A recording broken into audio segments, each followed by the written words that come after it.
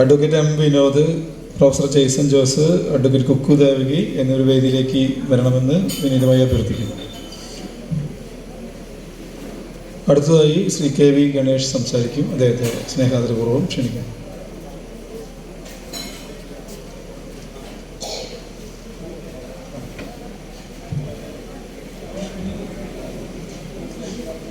എല്ലാവർക്കും വിനീത നമസ്കാരം.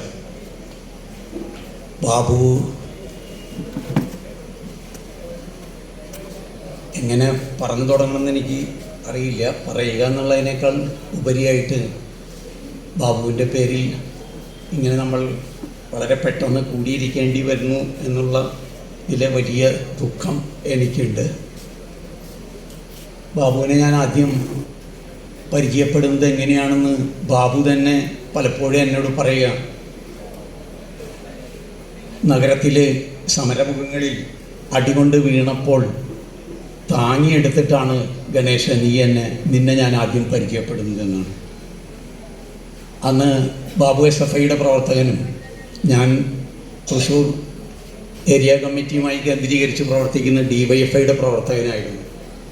അപ്പോൾ സ്വാഭാവികമായിട്ടും SFIയുടെ സമരങ്ങളിൽ അതിന് അനുബന്ധമായിട്ടിങ്ങനെ കൂടെ മാറി നടക്കുന്ന കുറച്ച് ആളുകളിൽ ഒരാൾ ആയിട്ടാണ് പലപ്പോഴും അങ്ങനൊരു ഡ്യൂട്ടി കിട്ടാറുണ്ട്.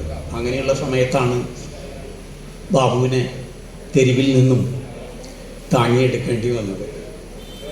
അതിനുശേഷമാണ് അവനെനിക്ക് പാട്ടുകാരനായതും അവനെനിക്ക് നാടകക്കാരനായതും നടനായതും എൻ്റെ നാടകങ്ങളുടെ സംഗീത സംവിധായകനായതും.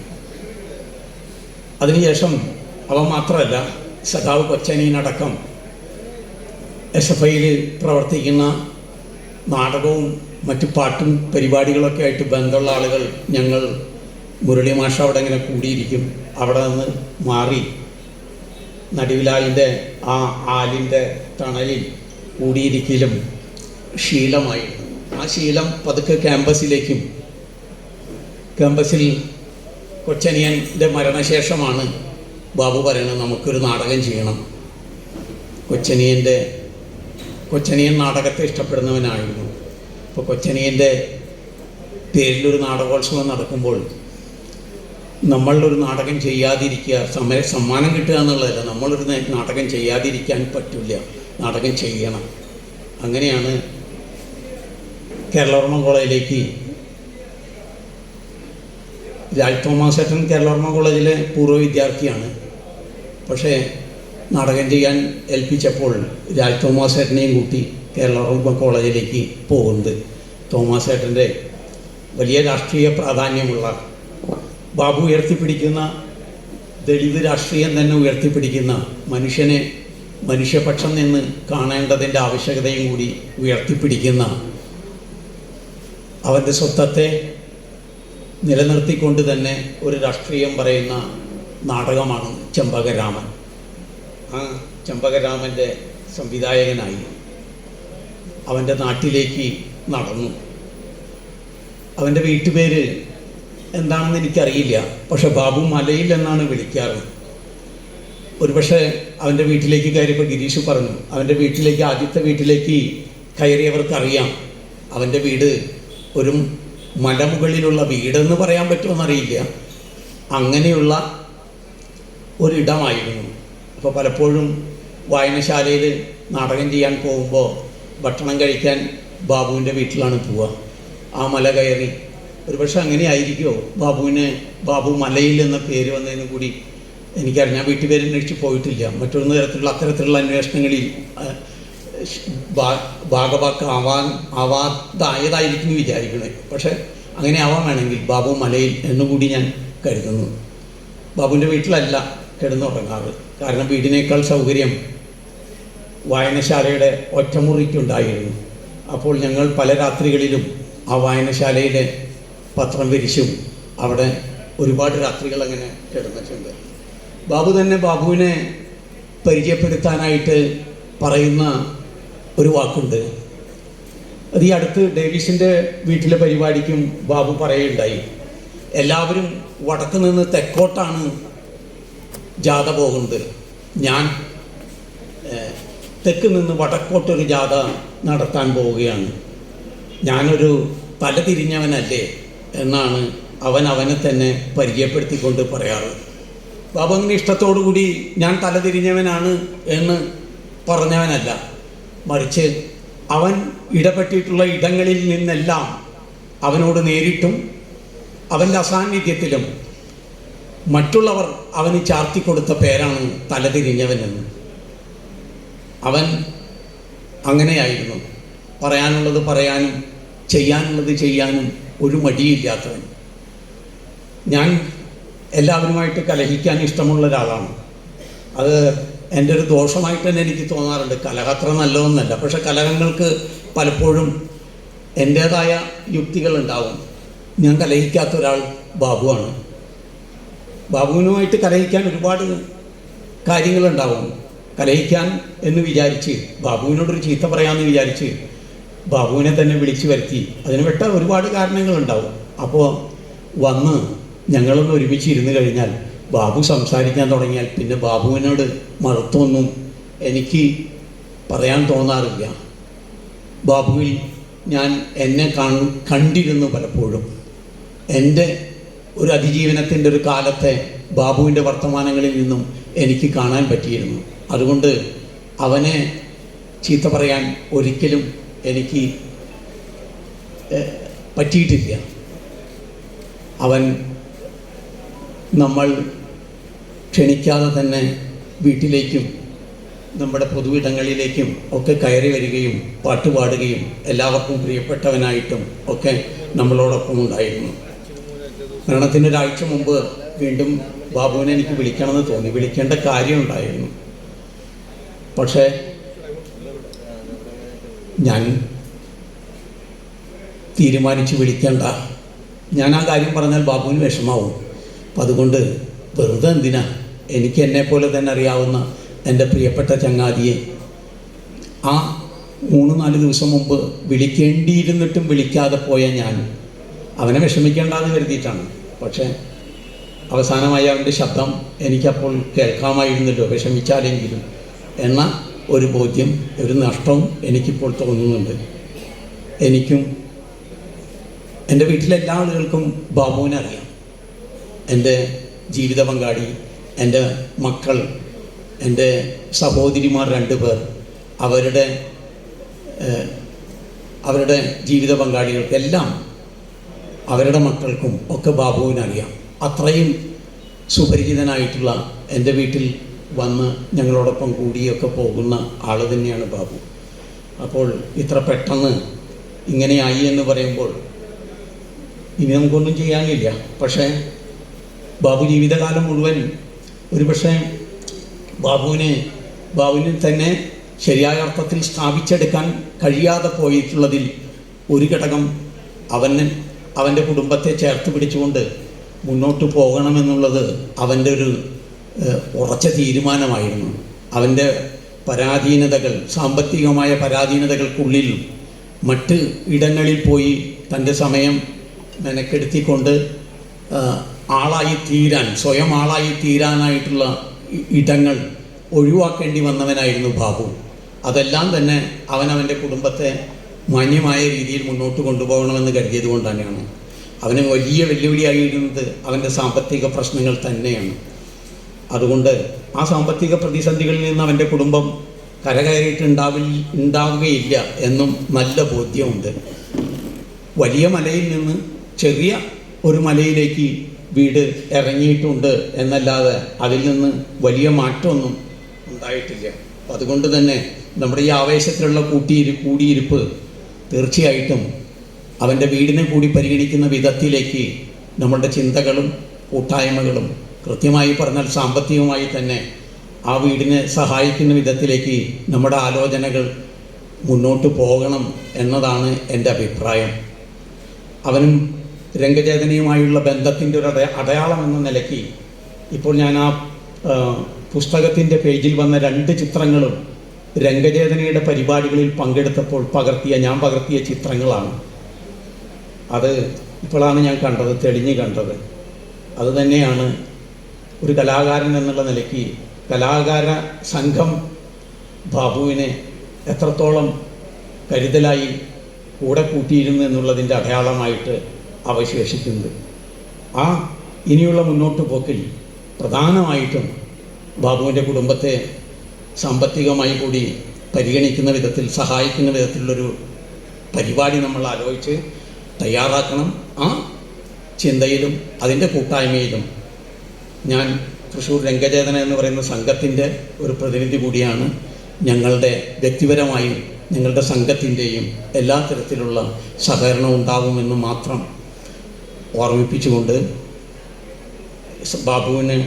ബാബുവിൻ്റെ വിയോഗത്തിൽ നമുക്കും അതിനേക്കാളേറെ അവൻ്റെ കുടുംബത്തിനും കൂട്ടുകാർക്കുമൊക്കെയുള്ള ദുഃഖത്തിൽ രംഗചേതന എന്നുള്ള നിലയ്ക്ക് ഞാൻ ദുഃഖം പങ്കുചേർന്നുകൊണ്ട് ഞാൻ എൻ്റെ വാക്കുകൾ അവസാനിപ്പിക്കുന്നു. നന്ദി.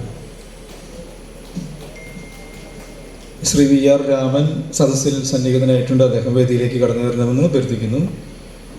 അഡ്വക്കേറ്റ് എം വിനോദ്, അതുപോലെ തന്നെ പ്രൊഫസർ ജെയ്സൺ ജോസ് എന്നിവർ വേദിയിലേക്ക് കടന്നു വരണമെന്ന് വിനീതമായി അഭ്യർത്ഥിക്കുന്നു. അടുത്തതായി സി എ പ്രേമേന്ദ്രൻ അനുസ്മരിച്ചുകൊണ്ട് സംസാരിക്കും. അദ്ദേഹത്തെ സ്നേഹാദരപൂർവ്വം ക്ഷണിക്കും.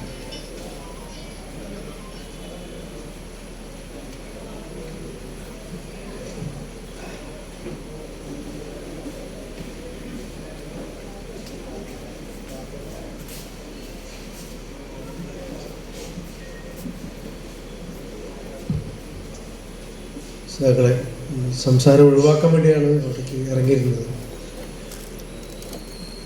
കാരണം അത് ബാബു ഞങ്ങളൊക്കെ ഒരുമിച്ച് ദേശാഭിമാനിയിൽ 5-8 വർഷം അപ്പുറത്തപ്പുറത്തായിട്ട് ഇരുന്ന് പ്രവർത്തിച്ചതിൻ്റെ ഒരു വിഷമമുണ്ട്. പ്രത്യേകിച്ച് ബാബുവിനെ ദേശാഭിമാനിലേക്ക് കൊണ്ടുവരുന്നതിലും ഞാൻ തന്നെ മുൻകൈ എടുത്തത്. ബാബുവിന് മുൻകാല ചരിത്രത്തിനൊപ്പം ഞാനില്ല, SFIയിലോ ആ ഭാഗത്ത് ഞാനില്ല. പക്ഷേ മൂർക്കനിക്കിനും ഒല്ലൂരും ഞങ്ങളുടെ വീട് ഒല്ലൂർ മണ്ഡലത്തിലായതുകൊണ്ടും ആ പ്രാദേശിക പാർട്ടി പ്രവർത്തനങ്ങളൊക്കെ ബാബു ഒരുമിച്ചുണ്ടാവാറുണ്ട്. പിന്നീട് ഒരു നിർണായക ഘട്ടത്തിലാണ് ബാബുവിൻ്റെ ഒരു ജീവിതത്തിൻ്റെ ഒരു വഴിത്തിരിവായിട്ട് ദേശാഭിമാനിക്കൊന്ന് പിടിച്ച് വലിച്ച് നമ്മൾ കയറ്റിയത്. ഒരുപക്ഷെ ബാബു ഇന്നൊരു ഗസറ്റഡ് ഓഫീസറൊക്കെ ആയിട്ട് ഏതെങ്കിലും സർക്കാർ ഓഫീസിൽ സുഖമായിട്ട് ജോലി ചെയ്യാവുന്ന ഒരു അന്തരീക്ഷം ഉണ്ടായിരുന്നു. കാരണം എന്നാൽ BA കഴിഞ്ഞ് ഡിഗ്രിക്ക് BA കഴിഞ്ഞാൽ സ്വാഭാവികമായിട്ടും ബാബു ഒന്ന് ആഞ്ഞു പിടിച്ചിരുന്നെങ്കിൽ ഒരു സർക്കാർ ജോലി അന്ന് ഉറപ്പായിട്ടും കിട്ടാവുന്നൊരു സ്ഥിതി ഉണ്ടായിരുന്നു. ഒന്ന് പക്ഷേ തീവ്ര വിപ്ലവം തലയ്ക്ക് നന്നായിട്ട് കയറി. അതിൻ്റെ ഭാഗമായിട്ട് അങ്ങനെ സർക്കാർ ജോലിക്ക് കീഴ്പ്പെടുന്ന ഒരു മനസ്സായിരുന്നില്ല എന്ന് ബാബുവിൻ്റെ എന്നാണ് ഞാൻ പിന്നീട് മനസ്സിലാക്കിയത്.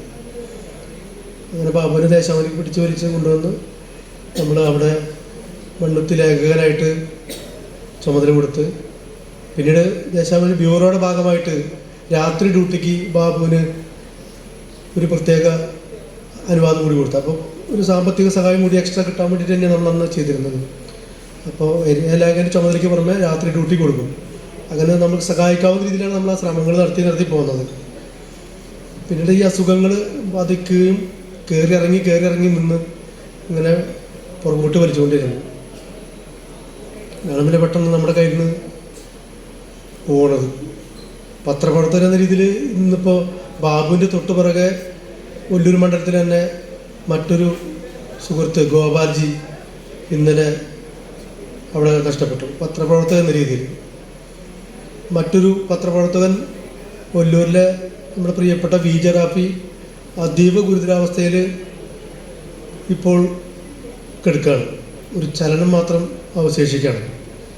അപ്പോൾ ഞങ്ങൾ ഒല്ലൂർ പ്രസ് ക്ലബ്ബ് എന്ന രീതിയിൽ ഞാൻ അവിടെ തുടങ്ങി വെച്ച് ഞാൻ തന്നെയാണ്. അന്ന് അവിടെ ഇവരൊക്കെ ഉണ്ട്. പത്രമേഖലയിലും ബാബുവിൻ്റെ ഒരു നഷ്ടം ഞങ്ങൾക്ക് 3 പേരെ ഒരുമിച്ച് ഇങ്ങനെ വേദനാജനകമായ നിമിഷങ്ങൾ കടന്നു പോകുന്ന ഒരു സന്ദർഭം കൂടിയാണ്. അത് ദീർഘിപ്പിക്കുന്നില്ല. അവസാനം ബാബു സീരിയസ് ആണെന്ന് വെന്റിലേറ്ററാണെന്ന് അറിഞ്ഞത് കേരള ഗ്രൂപ്പിലാണ്. പിന്നെ ഒന്നും ആലോചിച്ചില്ല, പടഞ്ഞ് ഞങ്ങളെല്ലാ പണികളും ഉപേക്ഷിച്ച് ഞാനും മണ്ണുത്തി SC സെക്രട്ടറിയായിട്ടുള്ള പ്രദീപിനെ വിളിച്ച് ഞങ്ങൾ കാറ് വിളിച്ച് പാഞ്ഞെത്തിയപ്പോൾ ഞാൻ സേവർ ചിറ്റപ്പള്ളി വിളിച്ച് പറഞ്ഞു എന്തോ ബാബുവിന് പശുക്കളിലൊന്ന് വിളിക്കാൻ പറഞ്ഞു. മെഡിക്കൽ കോളേജ് വിളിച്ചു. ഞങ്ങളവിടെ എത്തുമ്പോഴേക്കും കയ്യിൽ നിന്ന് പോയി. അതുണ്ടായത് എന്തായാലും ആ സ്മരണകൾ നമ്മൾ ദേശാഭിമാനി നിധി ചെറിയ സഹായങ്ങളൊക്കെ ശ്രമിക്കുന്നുണ്ട് പല മേഖലയിലായിട്ട്. പൊതുമേഖലയിലും അത്തരം സഹായങ്ങൾ നമുക്ക് കൂട്ടായി ശ്രമിക്കാം. ആ കുടുംബത്തോടൊപ്പം നമുക്ക് നിൽക്കാം എന്ന് പറഞ്ഞുകൊണ്ട് എൻ്റെ വാക്കുകൾ അവസാനിപ്പിക്കുന്നു.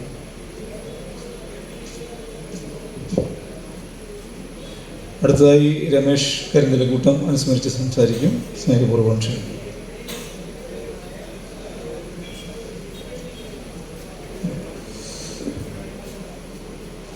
പ്രിയപ്പെട്ടവരെ, എല്ലാവർക്കും നമസ്കാരം.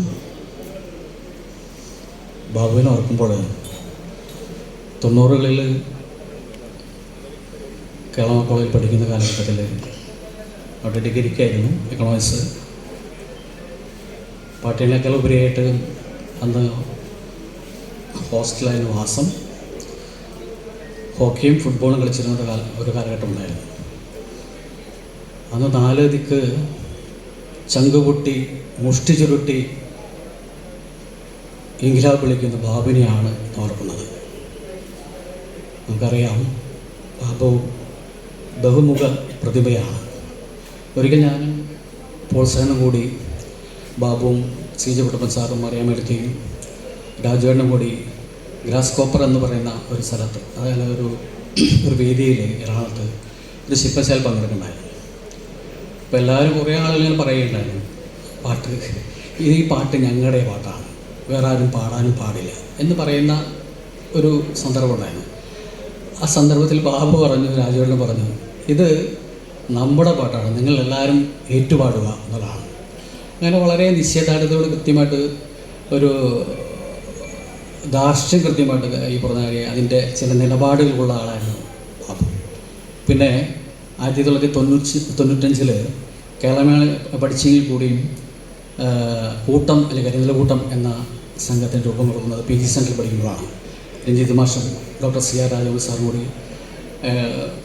ഒരു പ്രവർത്തനവുമായി ബന്ധപ്പെട്ടാണ് നമ്മൾ കൂട്ടം എന്ന സംഘം ഉണ്ടാകുകയും പിന്നീട് കരിന്തലക്കൂട്ടമായി മാറി. അന്നേരം കാലടി ശ്രീശങ്കര യൂണിവേഴ്സിറ്റിയുടെ ഒരു പ്രോഗ്രാമിൽ ബാബു പങ്കെടുക്കുകയും ബാബുവിൻ്റെ ചില നിർദ്ദേശങ്ങളും പാട്ടിനെ പറ്റിയുള്ള അറിവുകളും വെള്ളരി നാടകം എന്ന് പറയുന്ന ആ നാടകത്തെക്കുറിച്ച് പറഞ്ഞതും ശ്രീ ബാബുവാണ്. ബാബുവിൻ്റെ ഇപ്പോഴും പലപ്പോഴും പല വേദികളിലും നാടൻ പാട്ടുമായി ശില്പശാലയിലും അതുപോലെ തന്നെ ജഡ്ജ്മെൻറ്റിലൊക്കെ നമ്മൾ പല വേദികളിൽ നിങ്ങൾ ഒരുമിച്ച് ഒരു കൂട്ടായി ഇരുന്നിരുന്ന സന്ദർഭം ഉണ്ടായിരുന്നു.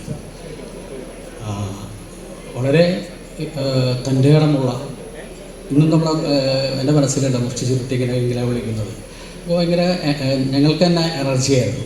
അന്നും ഈ പറഞ്ഞ ഈ പാട്ടിൻ്റെ പുറകെ ആയിരുന്നില്ല, ക്യാമ്പസ് പാട്ടുകളോടാണ് അല്ലെങ്കിൽ മാറ്റാൻ പാട്ടുകളോടാണ് കൃത്യമായിട്ട് ബാബുവൊക്കെ പാടി പഠിപ്പിച്ച കേരളമയുടെ ഓഡിറ്റോറിയത്തിൻ്റെ അവിടെ ഇരുന്ന് പാടുന്ന അരങ്ങും ഞാനിപ്പോൾ ഓക്കെയാണ്.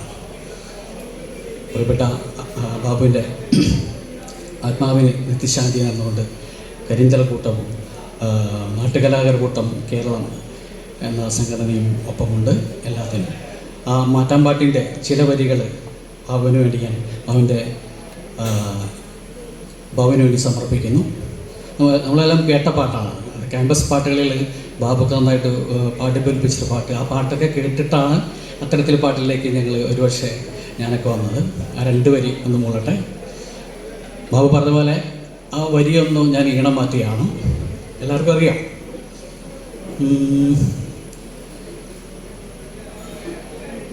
അലലോ പുലേലോ അലലോ പുലേലോ അലലോ പുലേലോ അലലോ പുലേലോ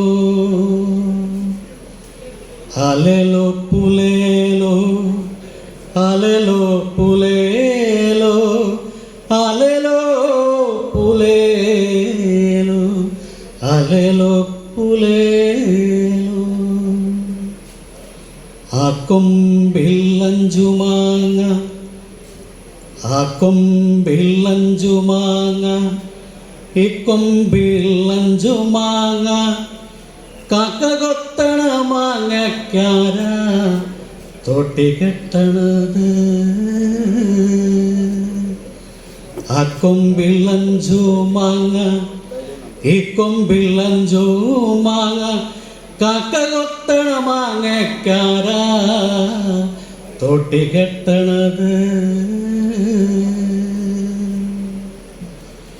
ആ കൊമ്പിലഞ്ചു തത്ത, ഈ കൊമ്പിലഞ്ചു തത്ത, ആ കൊമ്പിലഞ്ചു തത്ത, ഈ കൊമ്പിലഞ്ചു തത്ത, ആ തത്ത കൊഞ്ചണ കണ്ട് നീ കൊഞ്ചണ്ട. ഫുട്ബോൾ കളിക്കണമെങ്കിൽ കേരളവർമ്മയിൽ വായോ, കളിയും പഠിപ്പിച്ചരാം, ഓണപ്പോക്കിൽ മോന്തയ്ക്കൊരു ചവിട്ടും തരാം. താനാന തന്നാനോ, താനാന തന്നാനോ, താനേ താനാനോ, താനേ ആലേലോ പൂലേലോ, ആലേലോ പൂലേലോ, ആലേലോ പൂലേലോ, ആലേലോ പൂലേലോ. നന്ദി, നമസ്കാരം. അഡ്വക്കേറ്റ് കുക്കു ദേവകി നമ്മളോട് സംസാരിക്കും. സ്നേഹപൂർവ്വം ക്ഷണിക്കും.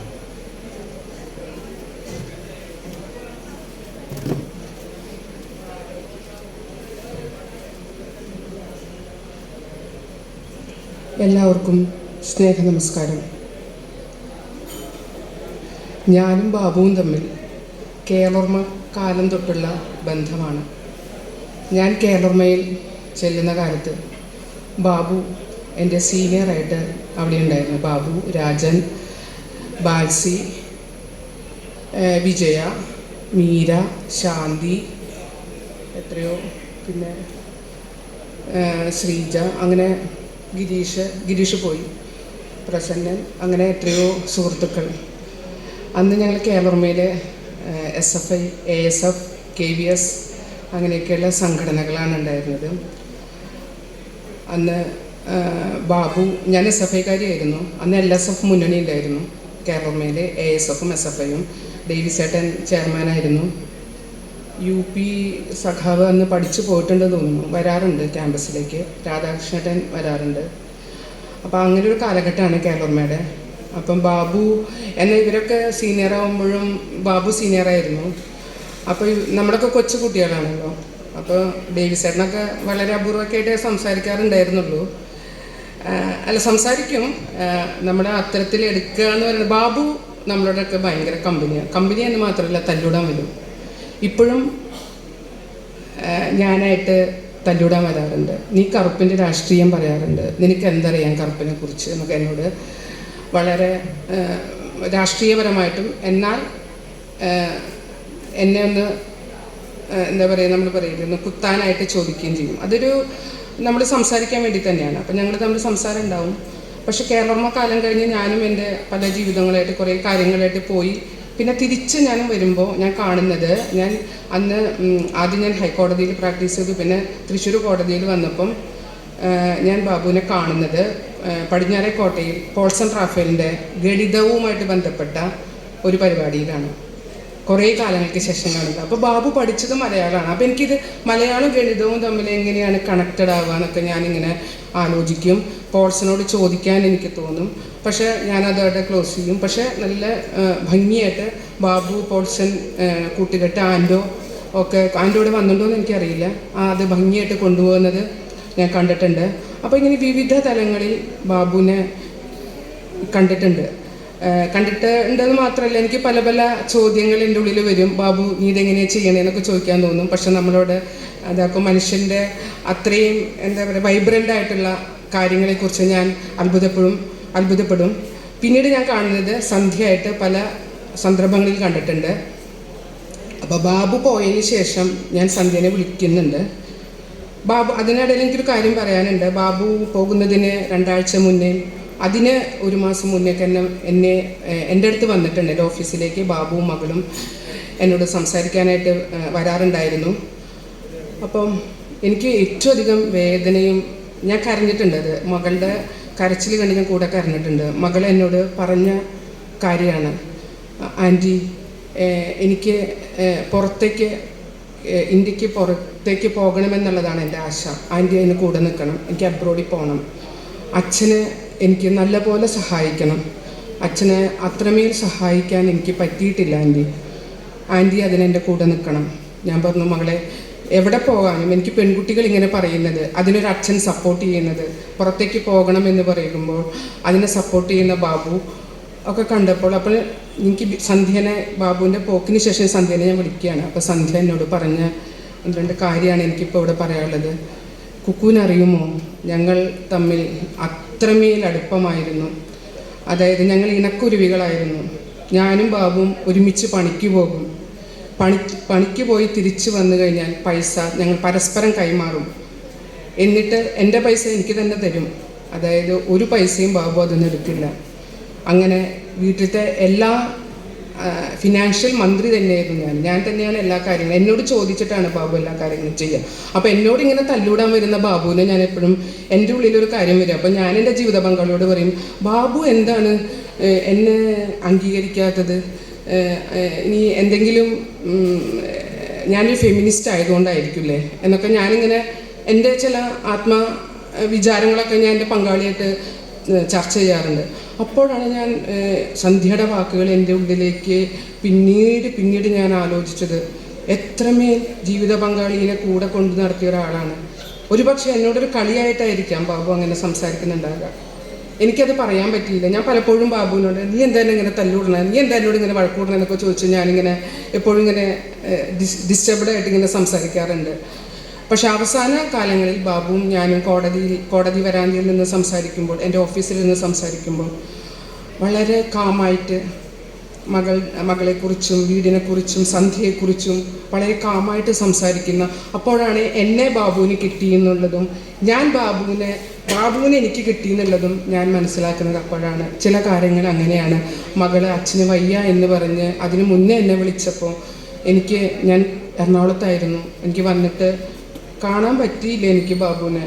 നമ്മളൊരു കാര്യമുണ്ട്, ഞാൻ നിങ്ങളോടൊക്കെ പറയുന്നത്, നമ്മളൊരാളെ കാണണമെന്ന് വിചാരിക്കുന്ന അതേ സമയത്ത് തന്നെ നമ്മൾ അവരെ കാണാൻ പോകണം എന്നുള്ളതാണ്. അതുപോലെ ഒരു മനുഷ്യനെ അഭിനന്ദിക്കാൻ കിട്ടുന്ന ഏത് സന്ദർഭത്തിലാണെങ്കിലും നമ്മൾ അഭിനന്ദിച്ചേക്കണം.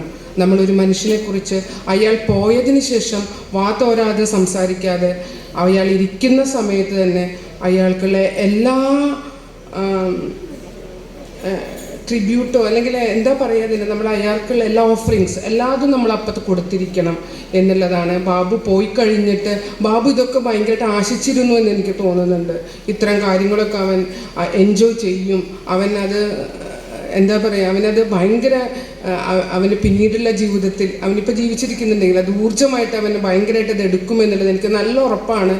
അതിനൊക്കെ നമുക്ക് സാധിക്കാതെ പോയി എന്നെല്ലാം ഞാനും അതിൽപ്പെട്ട ഒരാളാണ്. ഞാൻ നിങ്ങളെ എല്ലാവരെ പോലെ ഞാനൊരാളാണ്. എന്താ വെച്ചാൽ പലപ്പോഴും നമ്മൾ മനുഷ്യരെ അഭിനന്ദിക്കാൻ നമ്മൾ വിട്ടുപോകും. അതുകൊണ്ട് ഞാനിപ്പം എൻ്റെ FB പേജിലൊക്കെ കാണുന്ന മനുഷ്യരുടെ എല്ലാ കാര്യങ്ങളും ഞാൻ എടുത്ത് ചറപ്പറ ഞാനിടും. കാരണം എനിക്ക് ഒരു മനുഷ്യനെയും എനിക്ക് ഒഴിവാക്കാൻ പറ്റുന്നില്ല.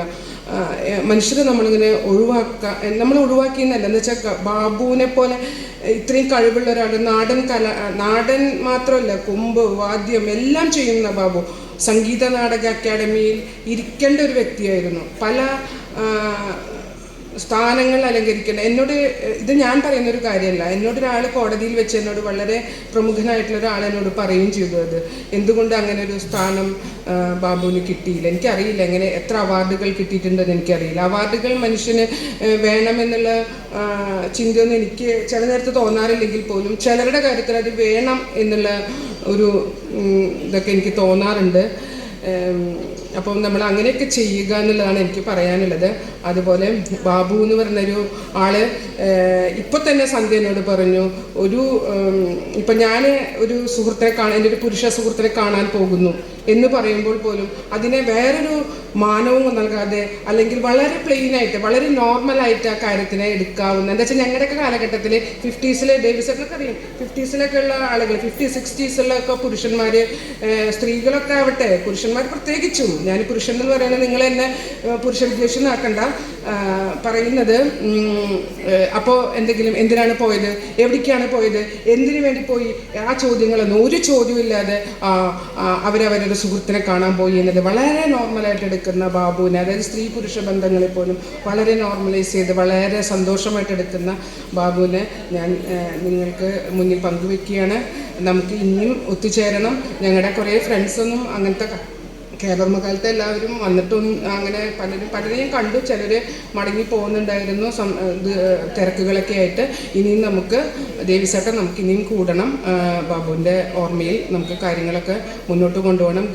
ഗണേഷ് പറഞ്ഞ പോലെ KV ഗണേഷ് പറഞ്ഞതുപോലെ സാമ്പത്തികമായിട്ട് ഉള്ള കാര്യങ്ങളും കൂടി നമ്മൾ കണക്കിലെടുത്ത് മുന്നോട്ട് പോകണം എന്നും പറഞ്ഞുകൊണ്ട് ഞാൻ നിർത്തുന്നു. നിങ്ങൾക്കെല്ലാവർക്കും എൻ്റെ സ്നേഹം. സുഹൃത്തുക്കളെ, ഇനി നമുക്ക് പുരസ്കാര സമർപ്പണ സമ്മേളനം നടത്തേണ്ടതുണ്ട്. അതിന് മുൻപും ശേഷവും നാടൻ കലാ അവതരണങ്ങളുണ്ട്. അടുത്തതായി ചാക്കോടി അന്തിക്കാട് അനുസ്മരണ പ്രഭാഷണം നിർവഹിക്കും.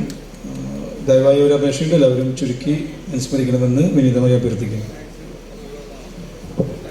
സുഹൃത്തുക്കളെ, ബാബുവിൻ്റെ സ്മരണയ്ക്ക് മുമ്പിൽ ഒരു നിമിഷം മൗനം കൊടുക്കുകയാണ്.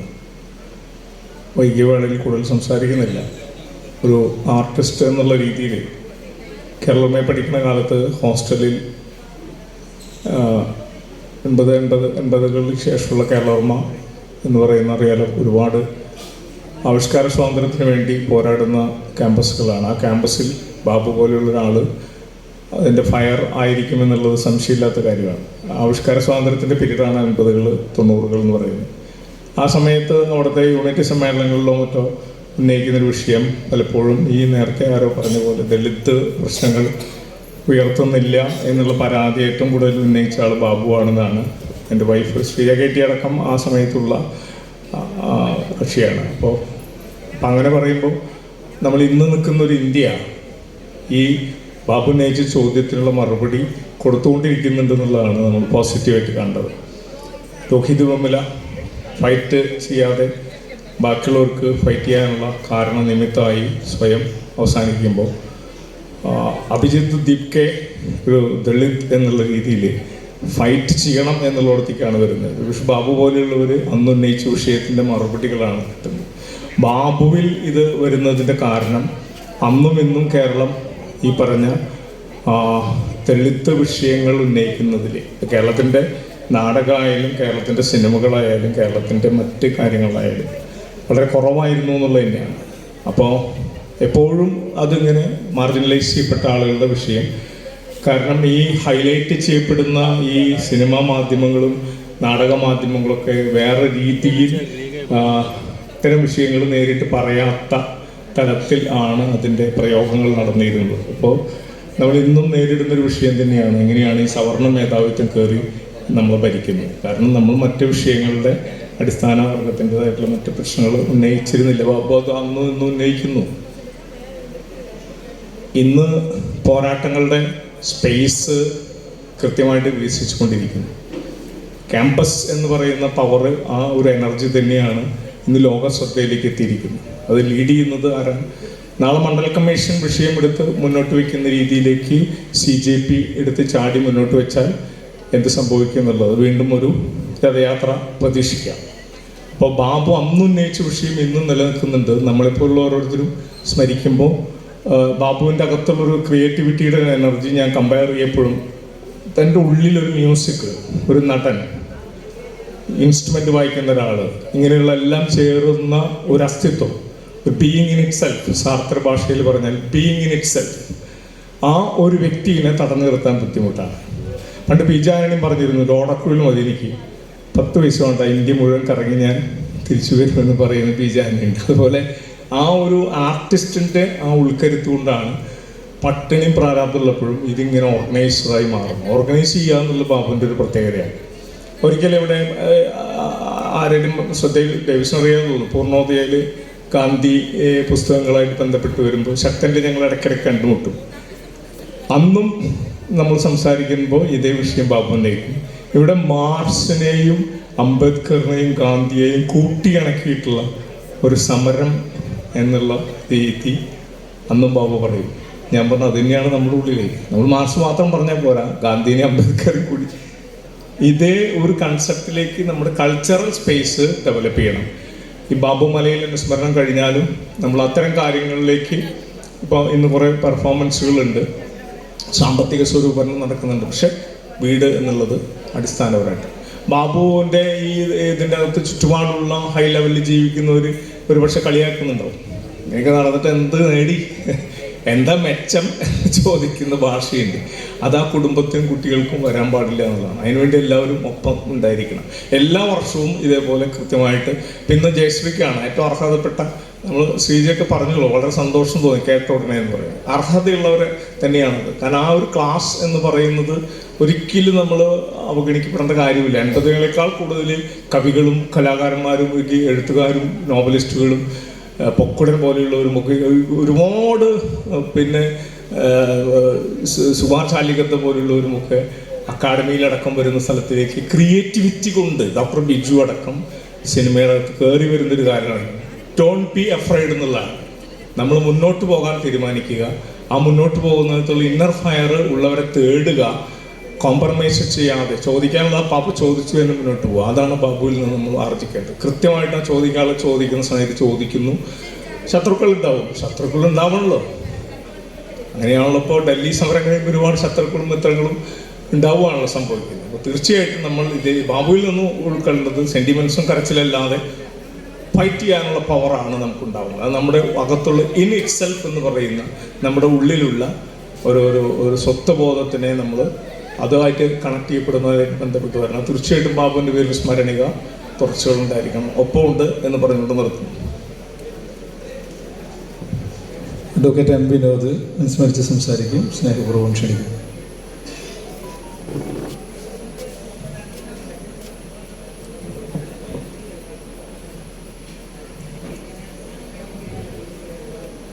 നാടക സൗഹൃദം എന്ന് പറഞ്ഞ സംഘടനയുമായി ബാബുവിനുണ്ടായിരുന്ന ചില ബന്ധങ്ങളെക്കുറിച്ച് പറയാൻ നാടക സൗഹൃദം എന്നുള്ള സംഘടനയുടെ ഒരു പ്രതിനിധി എന്നുള്ള രീതിയിലാണ് ഞാനിപ്പോൾ ഇവിടെ വന്നിട്ടുള്ളത്. പക്ഷെ അതിനു മുമ്പ് തന്നെ ഞങ്ങൾ കേരളവർമ്മ കോളേജിൽ പഠിക്കുന്ന കാലത്ത്, ഞാൻ ബാബുവിനെക്കാട്ടിലൊക്കെ വളരെ സീനിയറായിട്ട് പഠിച്ചതാണ്. സഖാവ് UPയും രാവുണ്ണി ചെയർമാനൊക്കെ ആയിരുന്ന കാലത്ത് ആണ് ഞാൻ കേരളവർമ്മയിൽ പഠിച്ചിരുന്നത്. അന്ന് ഞങ്ങൾ ചെയ്തിരുന്ന അവിടെ ഒരു ക്യാമ്പസ് തിയേറ്ററും നാടകപ്രവർത്തനങ്ങളൊക്കെ ഉണ്ടായിരുന്നു. പക്ഷെ കേരളവർമ്മയിൽ ഞങ്ങളുടെ ഇത് കഴിഞ്ഞ് പോയതിന് ശേഷവും കേരളവർമ്മയിലുള്ള നാടക സ്പന്ദനങ്ങൾ എന്ത് എന്നറിയാൻ പലപ്പോഴും ഞങ്ങൾ കേരളവർമ്മയിൽ ഓരോ കൊല്ലവും ഉണ്ടാകുന്ന നാടകപ്രവർത്തനങ്ങൾ എന്ത് എന്നുള്ളത് ഞങ്ങൾ ശ്രദ്ധിക്കുകയും അത് വിലയിരുത്തുകയും ചെയ്യാറുണ്ടായിരുന്നു. ആ കാലത്ത് വളരെ തെളിഞ്ഞു വന്ന ശക്തമായ ഒരു മുഖമായിരുന്നു ബാബുവിൻ്റേത്. പിന്നീട് ആ ക്യാമ്പസ് കാലത്തിന് ശേഷം പിന്നെ ഞങ്ങൾ ഈ നാടക സൗഹൃദം എന്നുള്ള സംഘടന രൂപീകരിച്ച് നാടകം ചെയ്തിരുന്ന സമയത്ത് 3 നാടകങ്ങളിൽ ബാബു സംഗീത സംവിധാനത്തിന് സഹകരിച്ചിട്ടുണ്ട്. അതിലൊരു നാടകത്തിൻ്റെ പ്രത്യേകത ഘോഷാഘോഷം എന്ന് പറഞ്ഞൊരു നാടകം 2000 ചെയ്തതാണ്. അതിലത്തെ സംഗീതം മുഴുവൻ ഇൻസ്ട്രുമെൻ്റ് കൊണ്ടല്ല, നടന്മാർ വായ കൊണ്ടുണ്ടാക്കുന്ന സംഗീതമായിരുന്നു. അപ്പോൾ അത് ഇവരെ ട്രെയിൻ ചെയ്യാൻ, പക്ഷേ ആ കൃത്യമായ താളത്തിൽ കൃത്യമായ രീതിയിൽ അത് പ്രയോഗിക്കണം. അതിന് ട്രെയിൻ ചെയ്യിക്കാൻ വന്ന ഒരു ട്രെയിനർ ബാബുവായിരുന്നു. ഞങ്ങളുടെ സംഘടനയിൽ ഞങ്ങളുടെ സംഘത്തിൽ എന്നേക്കാൾ കൂടുതൽ ബാബുവായി ആത്മബന്ധം പുലർത്തുന്ന ഒരുപാട് പേരുണ്ട്. ഇന്നും ഇവിടെ ഈ സംഘടനയെ പ്രതിനിധീകരിച്ച് സംസാരിക്കാൻ സതീശനാണ് വരാൻ ഉദ്ദേശിച്ചിരുന്നത്. സതീശന് അമ്മ സീരിയസ് ആയിട്ട് ഹോസ്പിറ്റലായതുകൊണ്ട് വരാതിരുന്നതാണ്. സതീശൻ ബാബുമായി പറഞ്ഞ പോലെ പലരും സംസാരിച്ച പോലെ വളരെ ആത്മബന്ധമുണ്ടായിരുന്ന ഒരു വ്യക്തിയാണ്. അപ്പോൾ സതീശനിലൂടെയാണ് നാടകസൗഹൃദത്തിലേക്ക് ബാബു വരുന്നത്. അതുപോലെ നാടകസൗഹൃദം നടത്തിയ കുട്ടികളുടെ ക്യാമ്പിൽ ക്ലാസ് എടുക്കാനും നാടൻ സംഗീതം അഭ്യസിപ്പിക്കാനുമായി പലതവണ ബാബു വന്നിട്ടുണ്ട്. ആ രീതിയിലുള്ള കുറേ ബന്ധങ്ങൾ തുടരും. പിന്നെ ബാബുവിനെ കുറിച്ച് ഇപ്പോൾ എല്ലാവരും ധാരാളം പറഞ്ഞു കഴിഞ്ഞു. എന്ന് വെച്ചാൽ ഈ ബഹുമുഖ പ്രതിഭ ഓരോ സ്ഥലത്ത് ചെല്ലുമ്പോഴും ബാബുവിൻ്റെ ഓരോ മുഖം നമ്മൾ കണ്ടുമുട്ടുന്നുണ്ട്. എന്തായാലും ഞാൻ ഈ പറഞ്ഞ പോലെ തന്നെ കുറച്ച് അറിയാൻ വൈകിയിരുന്നു. പൗലോസ് പറഞ്ഞിട്ടാണ് ഞാൻ അറിഞ്ഞത് അദ്ദേഹം ഇവിടെ പറഞ്ഞ കാര്യം. നെക്സ്റ്റ് ഡേ മരിച്ച് പിന്നത്തെ ദിവസമാണ് അറിഞ്ഞത്. പെട്ടെന്നൊരു ഈ പറഞ്ഞ പോലെ ഒരു ഷോക്കായി. കാരണം ഞാനും അദ്ദേഹത്തിൻ്റെ അസുഖത്തെക്കുറിച്ചും ഞാൻ വേണ്ട പോലെ അറിഞ്ഞിരുന്നില്ല. അപ്പോൾ അതുകൊണ്ടൊരു പെട്ടെന്ന് ഷോക്കായി. അപ്പോഴാണ് പൗലോസാണ് പറഞ്ഞത് അങ്ങനെ കുറച്ച് കാലമായിട്ട് അസുഖമായിരുന്നു എന്നുള്ളത് പറഞ്ഞു. കാരണം രാജൻ പറഞ്ഞ പോലെ ഇലക്ഷനിലൊക്കെ വളരെ സജീവമായിരുന്ന ഈ ബാബു ഇങ്ങനെ പെട്ടെന്ന് പോവും എന്നുള്ളത് നമ്മൾ വിചാരിച്ചില്ല. ഏതായാലും ഈ ബാബുവിൻ്റെ ഓർമ്മ എന്നെന്നും നിലനിർത്താനും അല്ലെങ്കിൽ ആ പ്രവർത്തനത്തിൽ നിന്ന് ഊർജം ഉൾക്കൊണ്ടുകൊണ്ട് മുന്നോട്ട് പോകാനുമുള്ള ഈ ഒരു സംരംഭത്തിൽ എപ്പോഴും ഞാൻ വ്യക്തിപരമായും ഞങ്ങളുടെ നാടക സൗഹൃദം എന്ന സംഘടനയുടെയും എല്ലാവിധ സഹകരണവും ഉണ്ടാവുമെന്ന് വാഗ്ദാനം ചെയ്തുകൊണ്ട് ബാബുവിൻ്റെ ഓർമ്മയ്ക്ക് മുമ്പിൽ തലകുനിച്ചുകൊണ്ട് അവസാനിക്കും. പ്രൊഫസർ ജെയ്സൺ ജോസ് സംസാരിക്കും. സ്നേഹപൂർവ്വം ക്ഷണിക്കും.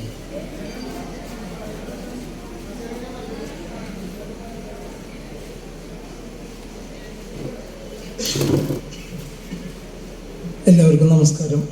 സമയപരിമിതി ഉള്ളതുകൊണ്ട് വളരെ പെട്ടെന്ന് പറയാമെന്ന് വിചാരിക്കുന്നു. 3 ചെറിയ കാര്യങ്ങളാണ് ബാബുവിനെ സംബന്ധിച്ച് പറയുന്നത്. ഒന്ന്, നമുക്കറിയുന്നത് പോലെ ഇപ്പോൾ തൃശ്ശൂർ ജില്ലയിലെ ആർട്സ് ആൻഡ് സയൻസ് കോളേജുകളിലൊക്കെ കുട്ടികൾ ഓരോ വർഷം കുറഞ്ഞു വന്ന് അതിലെ അനക്കമൊക്കെ കുറഞ്ഞുകൊണ്ടിരിക്കുന്ന ഒരു കാലഘട്ടമാണ്. ഓരോ വർഷം കുട്ടികളുടെ എണ്ണം കുറഞ്ഞുകൊണ്ടിരിക്കുക, വിദേശത്തേക്കൊക്കെ പോകുന്ന കുട്ടികളുടെ എണ്ണം കൂടുന്ന കാരണമാണ്. അപ്പോൾ അങ്ങനെയുള്ളൊരു കാലഘട്ടത്തിൽ ഞങ്ങൾ 90കളുടെ ആദ്യത്തിൽ കേരളവർമ്മ കോളേജിലെ വളരെ വൈബ്രൻ്റ് ആയിട്ടുള്ള, അന്ന് പ്രീ ഡിഗ്രി അടക്കം 4000-ൽ പരം സീറ്റുകൾ ഉണ്ടായിരുന്ന കോളേജാണ്. ഏറ്റവും വലിയ ഒരു വൈബ്രൻ്റ് ആയിട്ടുള്ള കോളേജിൽ ബാബു അടക്കമുള്ള ഒരു സ്മരണ ഓർക്കണം. പെട്ടെന്ന് ഓർമ്മ വരുന്നത്, അന്ന് 93-ലെ കോളേജ് യൂണിയൻ E.D. ഡേവിസാണ് ചെയർമാൻ.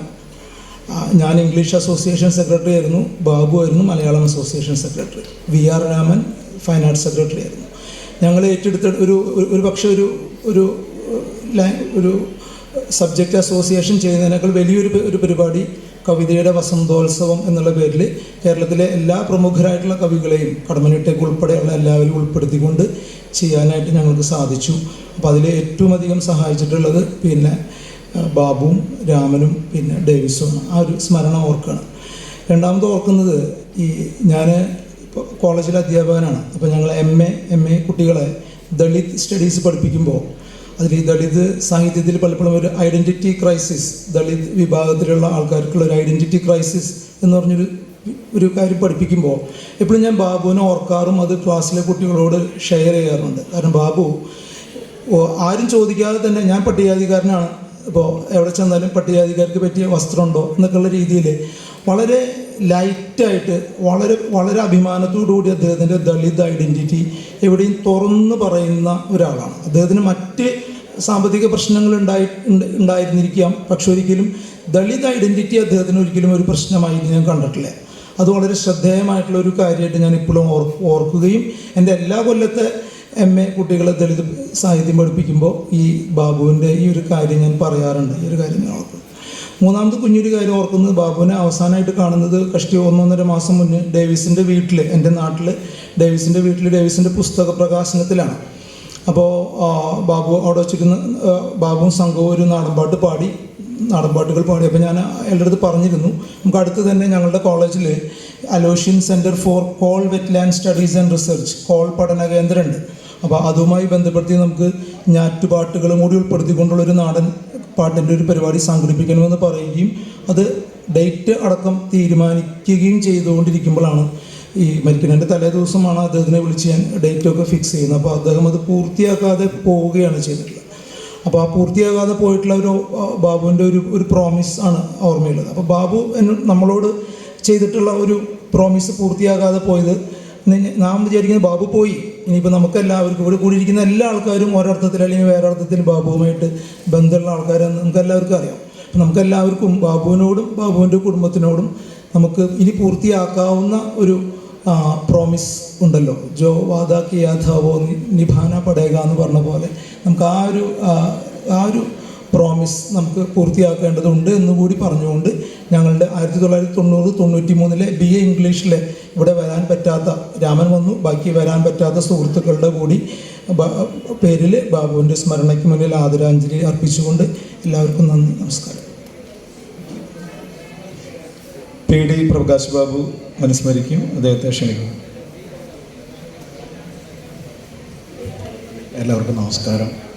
ഇരിപ്പ് വലിയ കഷ്ടമാണ് എന്നറിയാം, സമയം കുറച്ചധികമായി. പക്ഷേ പറയാനുള്ളതും ചെയ്യാനുള്ളതും ബാക്കി വെച്ച് കഴിഞ്ഞാൽ നാളെ നമ്മളുണ്ടാവില്ലല്ലോ എന്ന ആശങ്ക കൊണ്ട് ചിലത് പറയേണ്ടി വരുന്നു. ഇവിടെ സംസാരിച്ച എല്ലാവരും സൂചിപ്പിച്ചത് കേരളവർമ്മ പഠനകാലത്ത് അറിയുന്ന ബാബുവിനെയാണ്. കേരളവർമ്മ പഠനത്തിനപ്പുറം മൂർക്കനിക്കരയിൽ ഒരു ബാബു ഉണ്ടായിരുന്നു. മലയുടെ മുകളിൽ ഒരു പാറമടയിൽ, അതിൻ്റെ സാമാന്യം വലിപ്പമുള്ള ഒരു പാറയ്ക്ക് മുകളിൽ ടാർപ്പായ വലിച്ചു കെട്ടി അത്താഴപ്പട്ടിണി കടന്ന് ജീവിച്ച ഒരു ബാബു.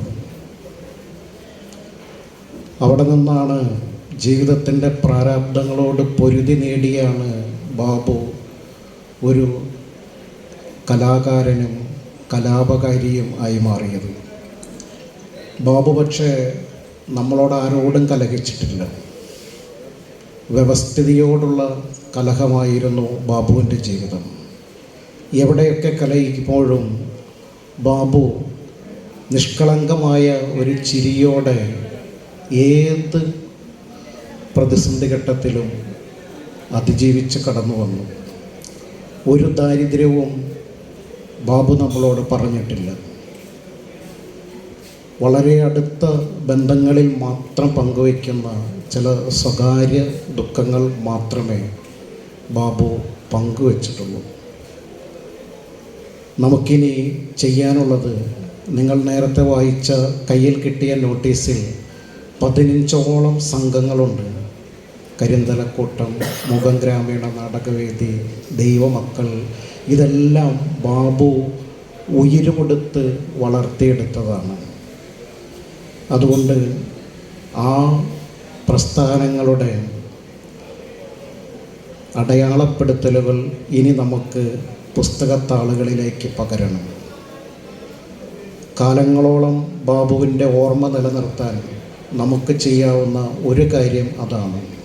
2, അന്നത്തെ പ്രാരാബ്ദങ്ങളിൽ നിന്ന് ഇപ്പോഴും കരകയറിയെത്തിയിട്ടില്ലാത്ത ഒരു കുടുംബത്തെ ബാക്കി വെച്ചാണ് ബാബു പോയത്. അവരുടെ ഭാവി ഇനി നമ്മുടെ കൈകളിലാണ്. നമ്മുടെ ഉള്ളിലെ നന്മയും മനുഷ്യത്വവുമാണ് അവർക്കുള്ള കരുത്തും കാതലും. ഇവിടെ വന്നിരിക്കുന്ന, ഇത്രയും നേരം കേട്ടിരുന്ന എല്ലാവരും അവരവർക്ക് എത്രത്തോളം ചെയ്യാൻ കഴിയുമോ അതെല്ലാം ആ കുടുംബത്തിന് വേണ്ടി ചെയ്തേ പറ്റും.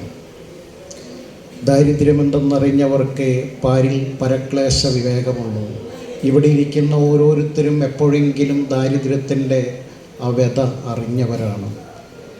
കേരളോർമ്മ കോളേജിൽ വെച്ചാണ് എനിക്ക് ബാബുവിനെ പരിചയം. പക്ഷേ അവൻ്റെ മലമുകളിലെ ടാർപ്പായ വിരിച്ച ആ കുടിൽ കണ്ടപ്പോൾ എന്നേക്കാൾ എത്രയോ ഭേദമാണ് അവനെന്ന് എനിക്ക് തോന്നി. കാരണം ഞാനൊരു വർഷക്കാലം മുഴുവൻ താമസിച്ചത് മഞ്ഞും മഴയും വെയിലും കൊണ്ട് ഒരു മരച്ചുവട്ടിലാണ്. അപ്പോൾ സമാന ചിന്താഗതിയുള്ളവരുടെ അനുഭവങ്ങളിൽ കൂടി കടന്നു പോകുമ്പോൾ നമുക്ക് നമ്മളുടെ ഉൾവിളികളിൽ നിന്ന് ബാബുവിൻ്റെ സ്വരം ഉയർന്നു വരണം. അത് നമുക്ക് നാളെയുടെ വെളിച്ചമായും തെളിച്ചമായും മാറ്റാൻ കഴിയണം. ഈ സ്മരണികയിലേക്ക് അപൂർവം സൃഷ്ടികൾ മാത്രമേ ലഭിച്ചിട്ടുള്ളൂ. ഇവിടെ ഇരിക്കുന്ന ഓരോരുത്തരും എങ്ങനെ അവരുടെ ഉള്ളിൽ ബാബു ജീവിക്കുന്നു എന്ന് ആത്മാർത്ഥമായി എഴുതുക. നമുക്ക് ചെയ്യാനുള്ളത് ചെയ്തു തീർത്തുകൊണ്ട് വരും തലമുറയ്ക്കായി ഇത് ഒഴിഞ്ഞു കൊടുക്കാം. എല്ലാവിധ നന്മയും നേർന്നുകൊണ്ട് ഏറ്റവും പ്രിയപ്പെട്ട സുഹൃത്തിനെ അഭിവാദ്യം അർപ്പിച്ചുകൊണ്ട് നന്ദി, നമസ്കാരം. ശ്രീമതി അജിത കല്യാണി നന്ദി പറയുന്നതോടുകൂടി ഈ സെഷനിലൂടെ സമാപിക്കും. അതിനുശേഷം പുരസ്കാര സമർപ്പണ സമ്മേളനമുണ്ട്. അതിന് മുന്നോടിയായി ബാബു മലയിൽ അനുസ്മരിച്ചുകൊണ്ട് മാർട്ടിൻ ഊരാളി ഒരു പാട്ട് പാടും. നന്ദി രേഖപ്പെടുത്തുന്നതിന് വേണ്ടി അജിത കല്യാണിയെ സ്നേഹപൂർവ്വം ക്ഷണിക്കുന്നു. ബാബുവേട്ടൻ്റെ അനുസ്മരണയ്ക്ക് മുന്നിൽ പ്രണാമം, സ്നേഹം. ബാബുവേട്ടനെ ഞാൻ പരിചയപ്പെട്ടത് കുറച്ച് വർഷങ്ങൾക്ക് മുമ്പാണ്. ഞങ്ങൾ 1-2 വേദികളിൽ പങ്കെടുത്തിട്ടുണ്ട്. അതുപോലെ തന്നെ സ്കൂൾ നമ്മുടെ കുട്ടികളുടെ നാടകം പോലീസ് അക്കാഡമിയിലുള്ളപ്പോൾ ഞങ്ങളാണ് ക്ലാസ് എടുത്തിട്ടുള്ളത്. ഞാനും പൗലോസേട്ടനും ബാബേണ്ണൊക്കെ കൂടിയിട്ടാണ് പോലീസ് അക്കാഡമിയിൽ ക്ലാസ് എടുക്കാൻ പോയത്. അന്ന് തൊട്ട് നല്ല പരിചയമാണ് ബാബേട്ടനെ. ഒരുപാട് കാര്യങ്ങൾ ഇപ്പോൾ ഈ കഴിഞ്ഞ 2 മാസം മുമ്പ് തന്നെ ബാബേട്ടൻ ഒരു 2 മാസം ഒരു പ്രോഗ്രാം ഉണ്ടായിരുന്നു നമ്മുടെ ടൗണിൽ തന്നെ. ആ പരിപാടി കഴിഞ്ഞിട്ട് വരുമ്പോൾ നല്ല മഴക്കാരൊക്കെ ഉണ്ടായിരുന്നു. അപ്പോൾ എന്നോട് പറഞ്ഞു ഞാൻ നേരത്തെ ഇറങ്ങാണ് എന്ന് പറഞ്ഞപ്പോൾ പറഞ്ഞു ഞാനുണ്ട്, ഇന്ന് നമുക്ക് ഒരുമിച്ച് ഇറങ്ങാമെന്ന് പറഞ്ഞിട്ട് ഞങ്ങൾ ഒരുമിച്ച് ഇറങ്ങി ഒരുപാട് കാര്യങ്ങളൊക്കെ സംസാരിച്ചിട്ടാണ് ഇറങ്ങിയത്. അന്നും ഈ ബ്ലോക്കിൻ്റെ കാര്യം വയ്യായികയുടെ കാര്യമൊക്കെ പറഞ്ഞിരുന്നു ഞങ്ങൾ തമ്മിൽ. പക്ഷെ ഇത്ര പെട്ടെന്ന് ബാബേട്ടൻ നമ്മൾ വിട്ടുപോകുമെന്ന് പ്രതീക്ഷിച്ചില്ല. ഇന്ന് ഇപ്പം എന്നോട് ഇവിടെ നന്ദി പറയാനാണ് പറഞ്ഞിരിക്കുന്നത്. വന്ദനഗാനം പാടിയ കരിന്തലക്കൂട്ടം, നമുക്കറിയാം കരിന്തലക്കൂട്ടത്തിലൊക്കെ ഒരുപാട് കാര്യങ്ങൾ ചെയ്തിട്ടുള്ള ഒരു കലാകാരനാണ് അദ്ദേഹം. കരിന്തലക്കൂട്ടത്തിന് ആദ്യമായി നന്ദി പറയുന്നു. സ്വാഗതം പി.ഡി. പൗലോസേട്ടന് നന്ദി പറയുന്നു. അധ്യക്ഷത വഹിച്ച ഇ.ഡി. ഡേവിസേട്ടൻ, ഉദ്ഘാടനം കെ. രാജൻ MLA, സ്മരണീയ കവർ പ്രകാശനം UP ജോസഫ് മാഷ്. എല്ലാവർക്കും ഞാൻ എൻ്റെ നന്ദി അറിയിക്കുകയാണ്. അതോടൊപ്പം ഈ വേദിയിലും സദസ്സിലും ഇരിക്കുന്ന ബാബേട്ടനെ ഓർത്തുകൊണ്ട് ആ സ്മരണയ്ക്ക് മുന്നിൽ, ഓർമ്മകൾക്ക് മുന്നിൽ ഇത്രയും നേരം നമ്മോടൊപ്പം ഇരിക്കുകയും ഓർമ്മകൾ പങ്കുവച്ച എല്ലാവർക്കും ഈ ബാബു സ്മരണ പരിപാടിയിൽ എല്ലാവർക്കും ഞാൻ നന്ദി രേഖപ്പെടുത്താണ്. ഇത്രയും നന്ദി.